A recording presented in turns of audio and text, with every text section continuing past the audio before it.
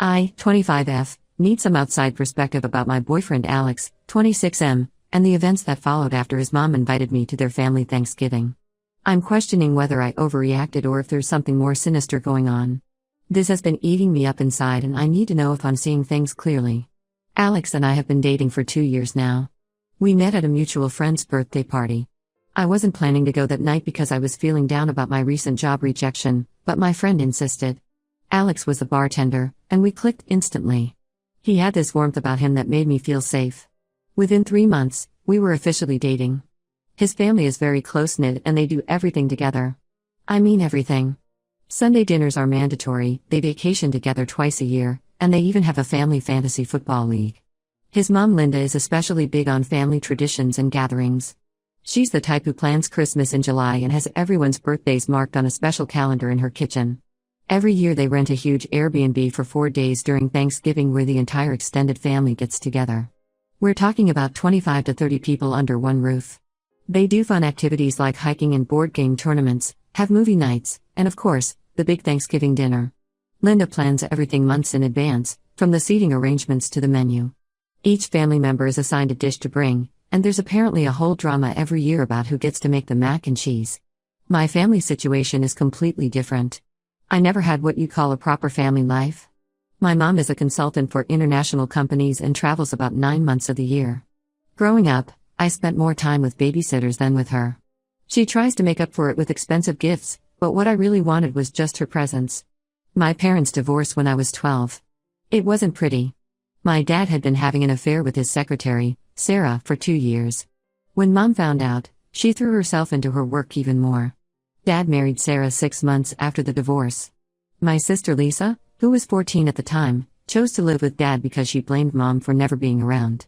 Sarah made it clear from day one that I wasn't welcome in their new family. She would organize family trips and conveniently forget to include me, or plan family dinners on days when she knew I was supposed to visit. Eventually, I stopped trying. Alex knows all this.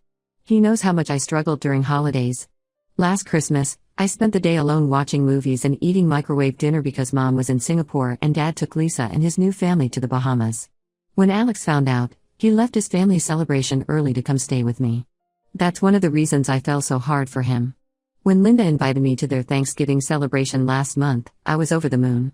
She pulled me aside during one of their Sunday dinners and said she wanted me to experience what a real family Thanksgiving feels like. She even asked about my food allergies and favorite dishes so she could include them in the menu. I was touched and excited. For the first time in years, I was actually looking forward to Thanksgiving. Everything was going great. I even bought a new dress for the dinner and found a recipe for sweet potato casserole that I wanted to contribute. Then yesterday, Alex dropped a bomb on me. We were sitting on his couch, watching Family Feud, our usual Tuesday night routine, when he casually mentioned that I shouldn't come to the actual Thanksgiving dinner. He said I could come to all the other activities and dinners during those 4 days, but not to the main event. His excuse? He said his mom sometimes forgets that other people have their own families to spend Thanksgiving with. The irony of this statement, given that his mom specifically invited me because she knows about my family situation, wasn't lost on me.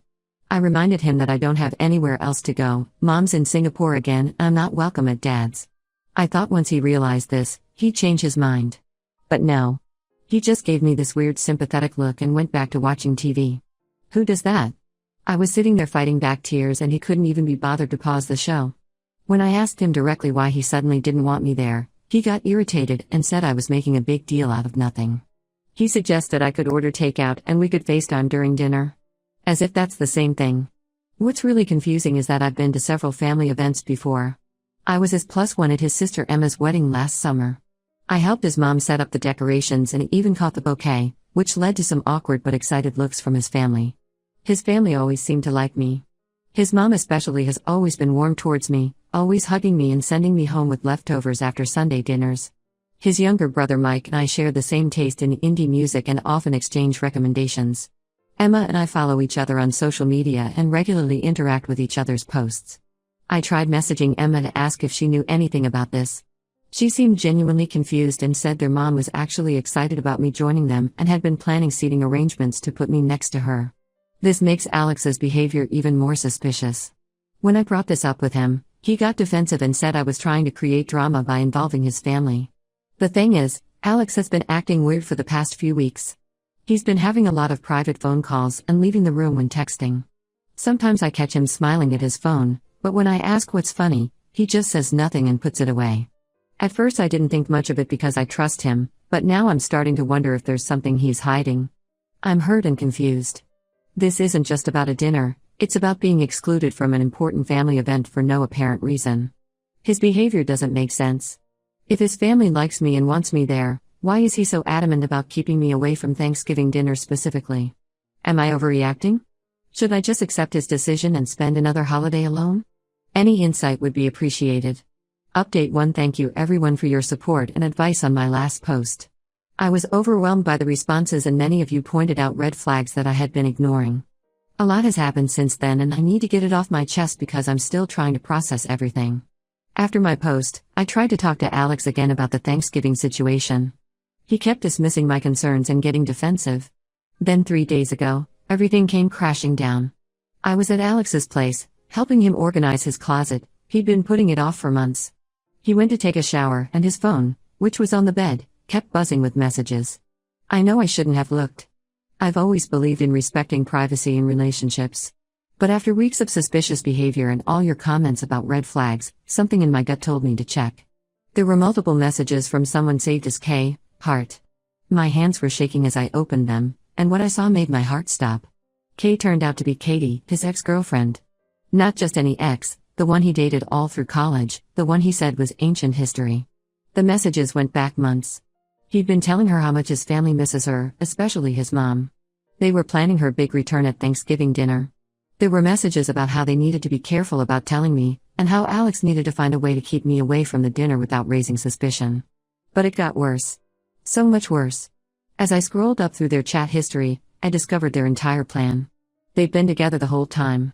All 2 years of my relationship with Alex was a lie. Katie had moved to California for work 2 years ago, right when Alex and I started dating. Alex's family, particularly his mom, had been pressuring him about settling down and starting a family. He and Katie decided to try long distance but kept it secret. He started dating me as a cover, to get his family off his back and to have someone to bring to family events. I felt sick to my stomach. I took screenshots of everything and sent them to my phone. Then I left before he got out of the shower. I couldn't face him. I spent the next 2 days in bed, crying and trying to make sense of everything. My best friend came over with ice cream and wine, but nothing could make me feel better. Then I decided to contact Katie directly. I found her on Instagram and sent her a message. I wasn't expecting a response, but she replied almost immediately. What she told me made everything so much worse. She and Alex had been together since their junior year of college, that's 5 years. They had this whole future planned out. But when she got the job offer in California, they knew long distance would be hard. Alex's family, especially his mom Linda, had been pushing him to settle down. They kept saying he was getting too old to be single and needed to find a nice girl to marry. So they came up with this plan. Alex would casually date someone while Katie was away, just to keep his family satisfied. I was never supposed to last this long. But apparently, his family liked me so much that they kept telling him not to mess it up. Katie said she didn't expect him to actually date someone seriously, and she got jealous when she saw how close I was getting with his family. The final straw came when Katie got transferred back to our city last month. They decided it was time to end their charade. The Thanksgiving dinner was supposed to be their big reunion. They were planning to announce their engagement to the family. That's why he didn't want me there. I was just a placeholder. A prop in their elaborate lie. 2 years of my life, all the memories, all the plans we made, all the times I opened up to him about my family issues, everything was fake. His family's kindness towards me was probably just pity because they knew the truth all along. I gathered all my courage and confronted Alex. I went to his apartment and showed him the screenshots. He tried to deny it at first, saying I was misinterpreting things. But when I told him I talked to Katie, he broke down and admitted everything. He said he never meant to hurt me, that he truly cared for me but just not in the same way he cared for Katie. He said I was amazing and he felt guilty every day. He was going to tell me after Thanksgiving. As if that makes it any better. I threw the key to his apartment at him and left. I blocked him everywhere and went completely no contact. His sister Emma tried reaching out to apologize, saying she had no idea about any of this. I don't know if I believe her. How could no one in his family know? They were all so close to Katie during college. Did they all just play along with this cruel game? I feel so stupid. All the signs were there. All those times he was protective of his phone, all those mysterious work trips that lined up with Katie's visits home, all those times his family got quiet when I mentioned long-term plans or marriage, everything makes sense now. I was such a fool. I'm writing this from my best friend's apartment because I can't stand being in my own place right now. Everything there reminds me of Alex. The coffee mug he always used, the blanket we bought together, the photos on my wall, it's all tainted now. I don't know how to move forward from this. How do you trust anyone again after something like this? I'll update again if anything significant happens, but for now, I just need to figure out how to get through each day without falling apart. Update 2. Just when I thought things couldn't get more complicated, they did. A week after my last update, I received a long email from Linda, Alex's mom. I almost deleted it without reading, but the subject line, "The truth about Katie," caught my attention. What she revealed changed everything I thought I knew about this situation. The family did know about Katie, but not in the way I'd assumed. According to Linda, Katie and Alex's relationship was far from the perfect love story he painted. It was toxic from the start. Katie was manipulative and had cheated on Alex multiple times during college. She had a way of making Alex believe everything was his fault, that he was never good enough. Linda said she watched her confident, happy son turn into an anxious mess during those years. The family, especially Linda, was relieved when Katie moved to California. They thought Alex had finally broken free from her influence. He started going to therapy, rebuilt his self-confidence, and seemed happier than he'd been in years. When he introduced me to them, they were genuinely happy. Linda said I brought out a better side of Alex, one they hadn't seen since before Katie. Their welcome wasn't fake, they truly wanted me in their family. Emma's wedding seating chart had me at the family table because they already considered me family. They never knew about Alex's continued contact with Katie. They thought that chapter was firmly closed. But things took a dark turn a few months ago. Katie contacted Linda directly with a threat. During her relationship with Alex, she had discovered something about their family. Alex's dad had another family in another state. She had proof, photos, bank statements, birth certificates. Not only would this destroy their family's reputation, but it would also ruin Alex's dad's business. His company handles trust funds for wealthy clients, and a scandal like this would destroy him. Katie demanded the family's help in getting Alex back. If they refused, she'd expose everything. She wanted their blessing and support in announcing their engagement at Thanksgiving. She also demanded they distance themselves from me, especially Linda, who she felt was too motherly towards me. The family gave in to her blackmail. They had to pretend to welcome her back and find a way to uninvite me from Thanksgiving. Linda said she felt sick every time she had to pretend to be excited about Katie's return. The whole family was walking on eggshells, trying to protect their secret while watching Alex potentially ruin his life again. Linda apologized for not telling me sooner. She said she was ashamed of their cowardice, of choosing their reputation over doing the right thing. She also revealed that Alex had been struggling since I left. He's been drinking heavily and missed several days of work. The guilt and stress finally broke him last week. After a particularly bad drinking episode, he broke down and told Emma everything, his secret relationship with Katie, the lies he told me, and how Katie had been blackmailing his family. Emma, furious about being kept in the dark, convinced him to stand up to Katie. Alex finally reported her blackmail attempt to the police and told his mom to tell me everything. The email ended with Linda begging me not to judge their family too harshly. She said they were all victims of Katie's manipulation, but they also knew they'd handled everything wrong. They should have been honest with me from the start. I spent days processing this information. Yes, Alex was wrong to hide things from me and lie for 2 years.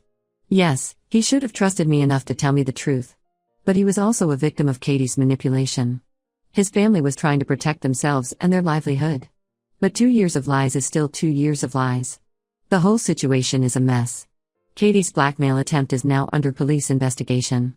Alex's dad's secret family drama is slowly becoming public knowledge as the investigation proceeds.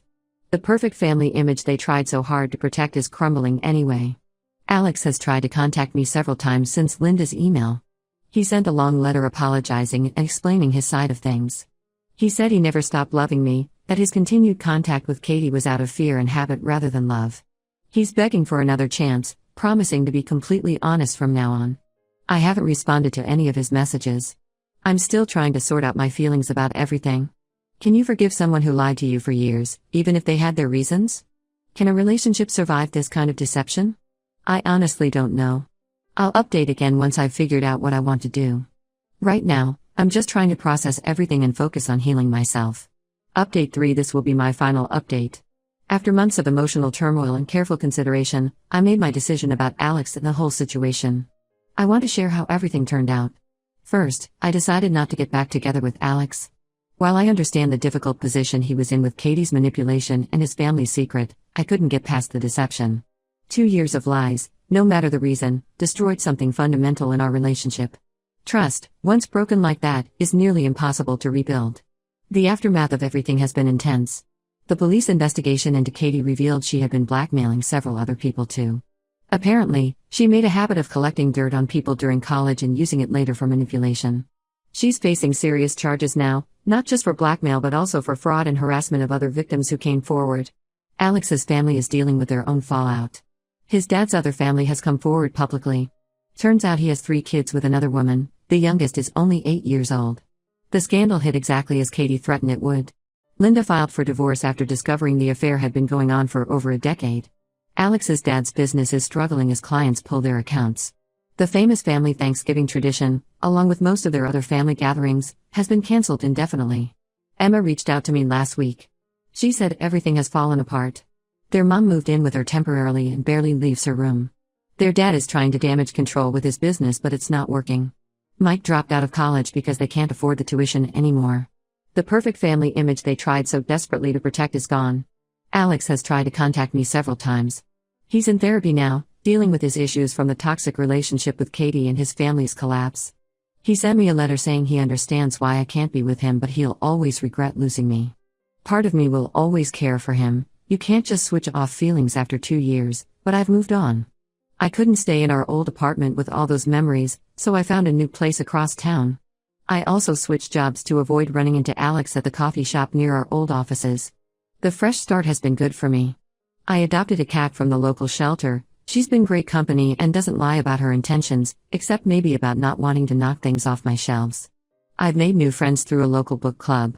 We've started our own holiday traditions, including a Friendsgiving that actually turned out to be more fun and meaningful than any family holiday I've had before.